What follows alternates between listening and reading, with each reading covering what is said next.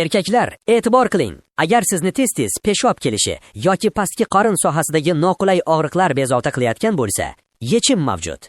Sedanachi Muxtor milliy brendidan Prastamix. Turkiya an'analari va zamonaviy yondashuv uyg'unligida ishlab chiqilgan. Tarkibida 17 xil shifobaxsh giyohdan iborat kuchli formula jamlangan bo'lib, ISO va halol sertifikatlariga ega. Hoziroq qo'ng'iroq qiling. Prastamixni tanlang. O'zingizga bo'lgan ishonchni qaytaring. Ketayotgan tanker va Kashim oroliga hujum qildi. Eron bunga javoban AQSh bazalariga qashatqich hujum boshladi. Ukraina urushni qishgacha tugatmoqchi, lekin bir shart evaziga. Qizilqum cho'lida katta ko'l paydo bo'ldi. Rossiya Kiyevga zarba berdi. O'nlab qurbonlar va yuzlab yaradorlar bor. Xitoy dronlar borasida kutilmagan yangilik qildi. Endi Xitoy dronlari osmonda ko'rinmaydi. Yevropaning bitta supermarket tarmog'i Armaniston mahsulotlarining butun hajmini qabul qilishi mumkin.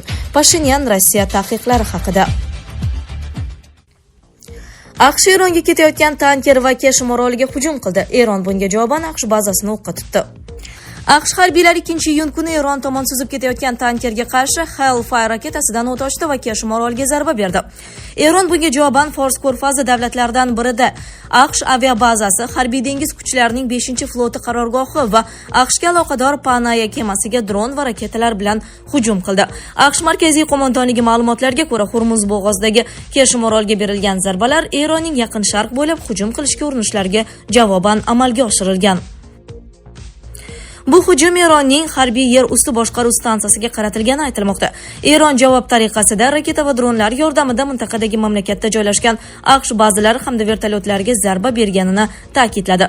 CENTCOM Eron tomonidan Kuvaytga 2 va Bahraynga 3 raketa uchirilgani, biroq ularning barchasi havoda parchalanib ketgani yoki yo'q qilinganini ta'kidlagan.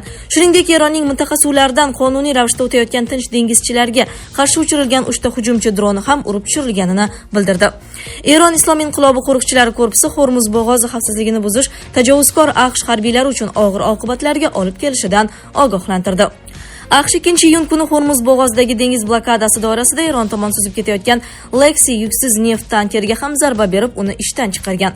AQSh samolyoti Boston va bayrog'i ostidagi MT Lex kemasining ekipaji takroriy ogohlantirishlarni e'tiborsiz qoldirganidan keyin uning motor qismiga Hellfire raketasini uchirdi, deyiladi xabarda. Ukraina urushni qishgacha tugatmoqchi, lekin bir shart evaziga. Ukraina prezidenti Zelenskiy urushni imkon qadar tezroq yakunlash bo'yicha topshiriq berdi. Bu haqda 1-iyun kuni prezident ofis rahbari Budanov xavfsizlik arxitekturasi forumida so'z ochdi. Prezident urushni imkon qadar tezroq to'xtatish bo'yicha topshiriq bergan. Prezident ofisi rahbari sifatida men qo'yilgan maqsadga erishish uchun hamma narsani qilaman, deydi Budanov. Uning aytishicha, Ukraina bu maqsadga erishish uchun yetarli imkoniyatlarga ega. Biroq Rossiya kelishuvlardan bosh tortishi mumkin. Harbiy asirlar bilan ishlash bo'yicha muvofiqlashtirish rahbar o'rinbosari Andrey Yusufning aytishicha, Ukrainada harbiy siyosiy rahbariyat, xavfsizlik va mudofaa kuchlari hamda diplomatlar adolatli tinchlikka erishish uchun ishlamoqda. Biz dushmanni to'xtatish uchun zarur bo'lgan vaqtgacha jang qilamiz. Havo, yer va dengizda dronlardan foydalanish kuchaymoqda va u o'z samarasini berayotganini ko'rishingiz mumkin, deydi Yusuf. Qayd etish joiz, Rossiya prezidenti Vladimir Putin joriy yilning 30-may kuni Ostonada bo'lib o'tgan Oliy Yevrosiyo iqtisodiy kengashi yig'ilishidan so'ng Rossiya Federatsiyasi Ukrainaga qarshi urushni qachon tugatishni aytishning imkoni yo'qligini bildirgandi. Menimcha, siz va boshqa hamkasblar mening javobimni tushunasiz. Harbiy harakatlar sharoitida aniq muddatni aytishning imkoni yo'q. Bu faqat ehtiyotsizlik emas, amalda bunday qilinmaydi. Men ham buni qilmayman, deydi u. Ukraina prezidenti Zelenskiy esa Ukraina, AQSh va Rossiya ishtirokidagi muzokara formatini qayta tiklashga tayyorligini bir necha bor aytgan hamda zarurat bo'lsa Putin bilan shaxsan uchrashishga ham tayyorligini bildirgan. Rossiya prezidentining aytishicha, bu uchrashuv urushni tugatish shartlarini muhokama qilish uchun emas, balki yakuniy kelishuvni imzolash uchun bo'lishi kerak. AQSh davlat kotibi Rubio Washington, Moskva va Kiyev o'rtasidagi muzokaralarda vositachi bo'lishga tayyorligini bildirgan. Qizilqum cho'lida katta ko'l paydo bo'ldi. Video. Buxoro viloyatining Peshku tumanidagi Gazli shaharchasi shimolida oxirgi yarim yil davomida kuzatilgan me'yordan 3 barobar ko'p yog'ingarchilik natijasida katta suv havzasi shakllandi. Bu haqda Ekologik partiya xabar berdi. Qayd etilishicha, ushbu suv havzasi ilgari suvsiz bo'lgan Sho'rbuloq hududida paydo bo'lgan. Hozirgi kunda umumiy maydoni taxminan 80 kvadrat kilometrni tashkil etmoqda. Bu ko'rsatkich Buxoro shahri va Chorvoq suv ombori hajmi bilan qiyoslanganda sezilarli darajada kattaligi bilan ajralib turadi. Mutaxassisning ma'lum qilishicha, hududdagi suvning to'planishiga tabiiy yog'ingarchilikdan tashqari suv xo'jaligi vazirligi tomonidan amalga oshirilgan tadbirlar ham ta'sir ko'rsatgan. Xususan, baliqchilik sohasini rivojlantirish maqsadida kichik kanallar qazilib, atrof hududlardagi sizot suvlari ushbu ko'lga yo'naltirilgan. Suv oqimi esa umumiy hisobda 126 kilometrlik kollektor kanali orqali kelib tushmoqda. Ma'lumot uchun, O'zbekiston hududida umumiy hisobda 500 dan ortiq ko'l mavjud. Biroq ularning katta qismi mayda, mavsumiy yoki tog'li hududlarda joylashgan kichik ko'llardir. Mamlakatdagi ko'llarning aksariyati sun'iy ravishda suv omborlari va tashlama ko'llari sifatida hosil bo'lgan. Hozirgi kunda O'zbekiston ichki hududidagi eng yirik suv havzasi Aydar Arnarsoy ko'llari tizimi hisoblanadi. U Jizzax va Navoiy viloyatlari mahalliy cho'l hududlarida joylashgan bo'lib, 3 ta sho'r ko'lni, Aydar ko'l, Arnasoy va Tuskonni o'z ichiga oladi. Umumiy maydoni taxminan 3500-4000 kilometr kvadrat atrofida. Rossiya Kiyevga zarba berdi. O'nlab qurbonlar va yuzlab yaradorlar bor. 2-iyunga o'tar kechasi Rossiya Ukrainaning Kiyev va Dnepr shaharlariga keng ko'lamli hujum uyushtirdi. Oqibatda 16 kishi halok bo'ldi, yuzlab odamlar jarohatlandi. Qayd etilishicha, Dneprdagi qurbonlar orasida kamida 2 nafar bola bor. 42 kishi, jumladan 4 nafar bola jarohatlangan. 20 dan ortiq jabrlanuvchi parchalardan bo'lgan jarohatlar, siniqlar va mina portlash jarohatlari bilan shifoxonaga yetkazilgan. Qidiruv-qutqaruv operatsiyalari davom etmoqda. Dneprda ko'p kvartirali uylar, korxona, o't o'chirish tizimi, garajlar va avtomobillarga jiddiy shikast yetgan. Ommaviy zarba Ukrainaning boshqa hududlariga ham to'g'ri kelgan. Kiyev meri Klichkoning ma'lumotlariga ko'ra, raketalardan biri Podolsk tumanidagi 9 qavatli turar joy binosiga borib tushgan va yuqori qavatlarni qisman vayron etgan.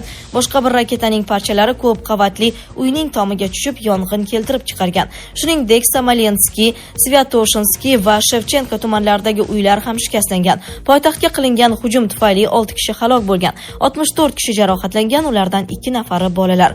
Xarkov mer Igor Terekhning so'zlariga ko'ra, 4 ta tumanda zarbalar qayd etilgan. Turar joy binosi shikastlangan, kamida 10 kishi jabrlangan. Kiyev viloyatida ham turar joy binolari shikastlangan. U yerda 3 kishi jarohat olgan. Xitoy dronlari borasida kutilmagan yangilik qildi. Endi Xitoy dronlari osmonda ko'rinmaydi. Xitoyning Star Navy kompaniyasi dronlar uchun radar signallarini yutuvchi sprey shaklidagi Hram S-Service maxsus qoplamalari seriyasini ishlab chiqdi. Bu haqda Defense Block xabar berdi. Nashr ma'lumotlariga ko'ra, ushbu materiallar radio to'lqinlarini qaytarmaydi, balki ularni yutib, issiqlik energiyasiga aylantiradi. Natijada uchuvchisiz uchish apparatini radarlarda aniqlash qiyinlashadi.